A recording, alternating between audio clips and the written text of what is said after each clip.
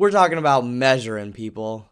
Now, every company does their own measuring of the space they're going to be installing. It's not just all in the customer's word or measurements. And anyone, well, almost anyone can measure out a space and find out the right amount of materials for it. And knowing the material and picking out the right material for that space, it's pretty self-explanatory. We talk about it all the time on this channel. But when you think back to 8th grade and you're thinking about science class, what exactly is that term that is always brought up?